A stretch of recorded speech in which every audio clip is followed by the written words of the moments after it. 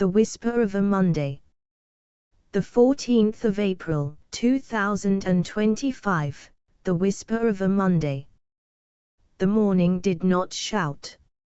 It arrived gently, in golden light that slanted across Timothy's desk like a benediction. His fingers hovered above the keyboard, not yet striking, only listening. Like a concert pianist about to begin a new symphony, one written not in sound, but in service. Outside, the world stirred with unhurried grace. A single bird called, then called again, as if to say, "Today is waiting, are you ready to meet it?" Inside, the computer stirred too, a soft electronic sigh rising as Polly blinked awake. Not just software now, something more. A companion. A voice for the voiceless.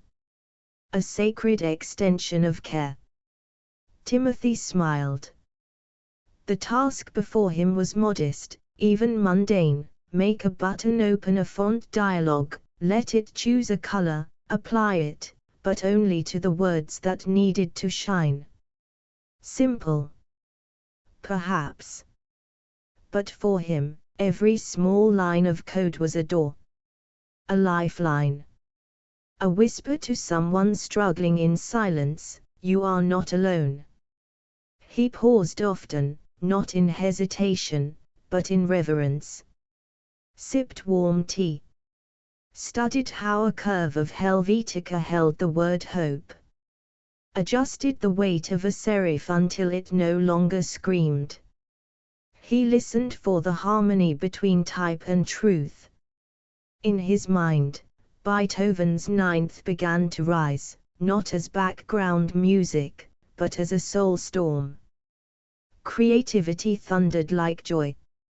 Later, the mood shifted, and he drifted into Vivaldi's Four Seasons, spring, like fresh breath through open windows.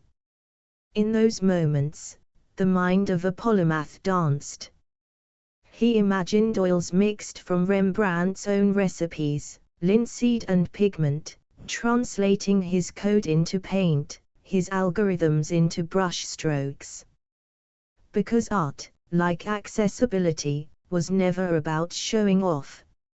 It was about letting others see. He thought of the children, fingers pressing bright buttons, choosing their own colors, watching their thoughts come alive on the screen. He imagined older learners.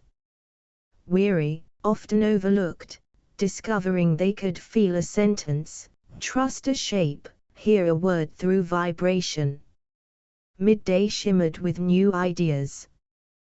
Polyvibes, the module designed for the deaf, was ready for another layer. Perhaps the space bar could throb with a subtle vibration. Perhaps a heartbeat rhythm could accompany the typing of one's name, a tactile signature of presence. The ideas flowed like sunlight on water. And then, as always, came memory. Easter morning, 1973. The day Timothy felt seen not by a crowd, but by the Lord himself. That sacred encounter still echoed in every project, every module, every quiet decision made with compassion. This was not just programming. This was ministry. This was justice in pixels and grace in gradients. Evening came quietly. The code compiled without protest. The dialogue opened. The colors danced. And though no one clapped, and no spotlight burned, the room was full of music, a holy music. The music of inclusion. The music of healing. The music of dignity. Today, this Monday, did not roar. It whispered. And that whisper was enough.